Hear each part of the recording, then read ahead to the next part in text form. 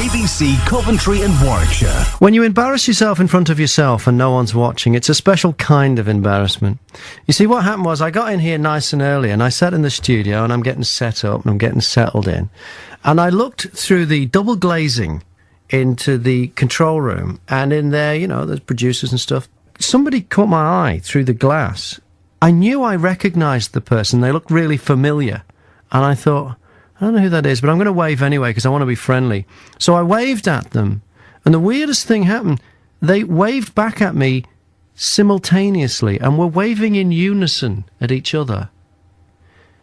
And it was then that I realised I was waving at my own reflection.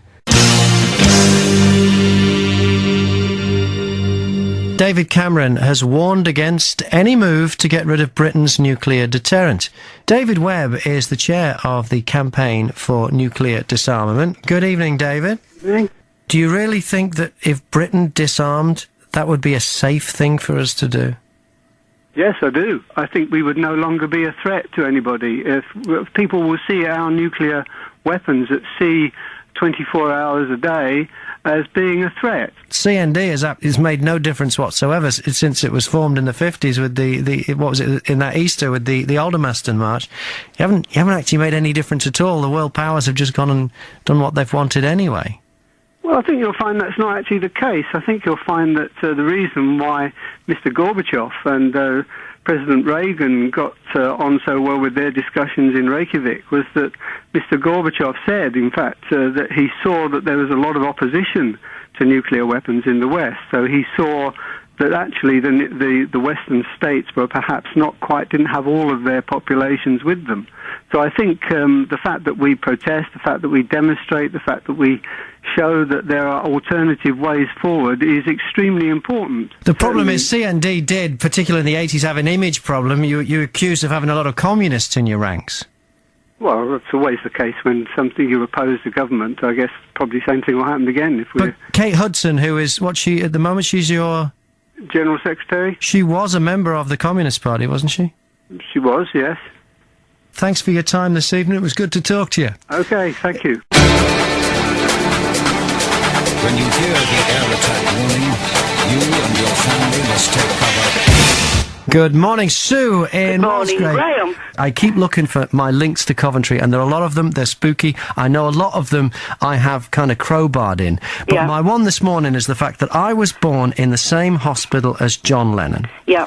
When I was born in that hospital in 1964, John Lennon was on tour with the Beatles in Australia. I ended up living in Australia and working at a radio station in a town called Parkes. Parkes is twinned with Coventry. It's named after Henry Parkes, who's from Canley, who is one of the founding fathers of Australia. So that links me to him. Not only that, John Lennon met Yoko Ono, and their first public event was in 1968. 1968 is also the year that my wife was born, and 1968's first public event for John Lennon and Yoko Ono was in Coventry, when they planted some acorns at Coventry Cathedral. And what I'm saying is, to complete the circle, what I'd like to do is find, that's over 40 years ago, there must be an oak tree there now. I'd love to have my photo with the tree and complete the circle. Can you tell me which tree near Coventry Cathedral is the one that John and Yoko planted? Well, according to the information that I've got, Graham, I think you're going to be very, very disappointed. I think the oak, somebody pinched them. What? Some Beatles fan or something I don't know. I can't find dug them out. up. Isn't that typical? Yeah. They dug them up. Surely they would have something like, because it was part of their peace movement. Apparently there was some controversy over a circular sculpture seat that they put down there as well. There's a sculpture? There was a circular where's that seat. gone? I don't know. Has that been nicked as well? Yoko came back to Coventry. When? 2005, I think it was. Not that long ago, yeah. And she's looking for somewhere to sit down. Where's my seat? I think this seat was put there when they planted the... Oh, this was put in 2005. Oh, no. When did the seat go in? I don't know. When they planted the oaks, I think. 1968. Yeah, so there's a seat as well we need to find, as well as a tree. Yeah, it was around a circular seat. Right, and it's... okay. I actually did see the seat You've seen I the was seat? born and brought up in Coventry. Yeah, and the seat is near one of the cathedrals. I'm guessing it would be the old cathedral. Yeah, well, apparently it was a circular seat, and these oaks were planted in the middle because there was a hole in the middle of this circular seat. Ah, right, which would form a seat around the tree where you could sit and have your photograph taken. Yes. Yes. But well, it's apparently doubtful that the seat's gone as well, isn't it? Because I know at one stage there was some controversy because John and Yoko weren't married, and so they weren't allowed to do it on consecrated ground. I know, and they had to do it in a different part of the cathedral that wasn't consecrated. I know there's a bit more to the story, but I need to find the seat. No, the seat was apparently removed. Oh, who by? I don't know. Right, but it wasn't nicked. You're pretty sure the acorns were nicked? Yeah, it looks like the seat was removed. Oh, right. After the saga of events, so it could go with the fact that Yoko and John weren't married then. Oh, I don't know. Well, the seat must have gone somewhere. And were the acorns replaced? There's a lot more to this story. Hey, thank you very much, Sue, for your very accurate research. Yeah. Thank you. If you can help me out with any more on this, if you can tell me if is that seat moved? Is it some council warehouse somewhere? I don't know. 0845 900 5200. We're not talking about that long ago. 1968. There must be people around who were around at the time. Made in Coventry and Warwickshire. So just tilt back the head a little bit further. And back to staying alive. It's important I'm saving somebody's life here. It's very important. BBC, Coventry and Warwickshire.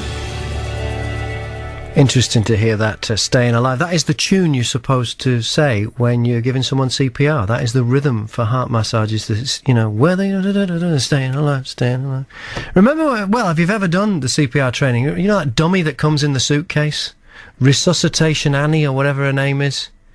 She's got like tracksuit pants on, but she's got no legs. They're just like floppy bottom of tracksuit pants, and the top half of her has got the fake torso and the whatever. A mate of mine who is a plumber, him and his mates had to do it as part of their apprenticeship, and you're supposed to blow into the dummy and then turn your head to listen for the breath. Well, he blew into the dummy, he turned his head and he went, "She says she can't feel her legs." To try and get to the truth of this Lennon, the acorns, the tree, the bench, the whole thing, let's talk to a man who might know. Pete Chambers is a music historian and journalist in Coventry. Good morning, Pete. Good morning, Graham. You all right? I'm very good, mate. What's Some the of the truth? things you say are true. I've just listened to. Yep. John and Yoko, the first thing they did together, the first happening, was Acorns for Peace. That was the 15th of June, as you say, 1968, when they arrived at Coventry Cathedral for the National Sculpture exhibition. They came along, and of course there was a lot of problems going on. That people said they brought the bench with them. People say that wasn't a piece of sculpture; it was just a bench. Oh, John and Yoko brought the bench with them. Okay, that's where they brought the bench. The idea was that they had the bench in two halves. In fact, I've got a lot of some fantastic photos of John and Yoko actually planting the acorns for peace in the grounds of the cathedral with the bench there. And in fact, when they did one of their albums, Live Peace from Toronto, they gave a calendar away, and there's a fantastic picture there, quite a famous one, of John and Yoko in the grounds of Coventry Cathedral planting the acorns for peace. And you can see the two halves of the bench which fit together. The idea was the acorns went in between in the circle, and you sat there and contemplated the growing of these two acorns. One was angled towards the west for John and one towards the east for Yoko, and that was the idea of that. It didn't go down too well. Canon Verney, it suggested, didn't like the idea that these two famous icons were living in sin. They just left their respective partners or spouses, and it all sort of took off, and it wasn't a pleasant experience for anybody on that particular day, that 15th of June. Oh, right. So, it was, okay. So it didn't start well. Right. It didn't start well at all, and it wasn't, there is actually, in the film John and Yoko, they actually reproduced the whole thing. They did it again, and you can actually see in the film, and they're walking up the steps, and somebody says, "Where's your wife, John?" Right. It's all, and Yoko goes in and has a go at Canon Verney, saying, "What is art?"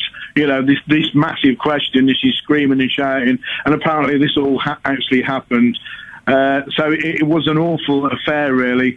And it's right what they say. The acorns were put there.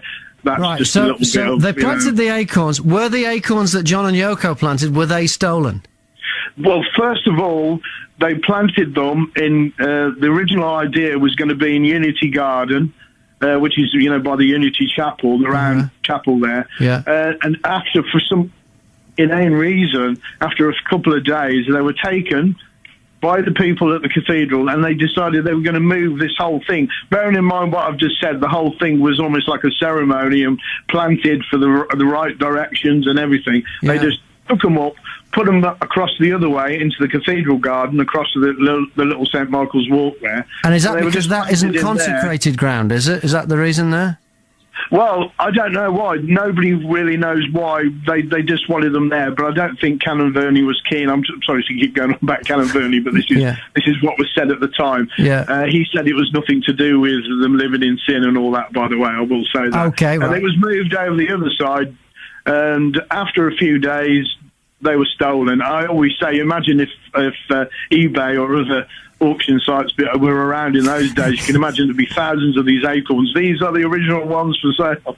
Right, so But anyway, those... were acorns, you say, were acorns... Now, one of the stories is that acorns were replaced and put under 24 hours armed guard, but that's not true. That's not true, no. The acorns were stolen. John sent his chauffeur along in this massive Rolls Royce, and they got the little trailer on the back. That's a typical sort of Lennon thing with the two working class hero and his Rolls Royce and his little thing. He came along, he took the bench away, and that was pretty much the end of the story, apart from John wrote this famous letter to Canon Verney about, how angry he was, and apparently the letter sold for 11,000 a few years ago. Okay, so the story is that, so the acorns were stolen, there is no tree, and Lennon got the bench back. That's right, So is the bench in the Imagine video? It is, yeah, you can see it, yeah. It went back, yeah.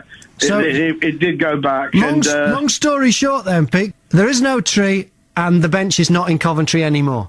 The original bench, nobody knows where it was. The last person to own it was, funny enough, Ringo, who took over the estate. So, who knows? But we have got the reproduction in the Coventry Music Museum. We're work in progress. We're not open yet, but it will be a place where people can come and have a look. And, of course, Yoko did sit on it, so there is provenance in 2005. Pete, thank you so much. The big thing that's happening this week is that David Beckham is announcing that he's retiring at the end of the season.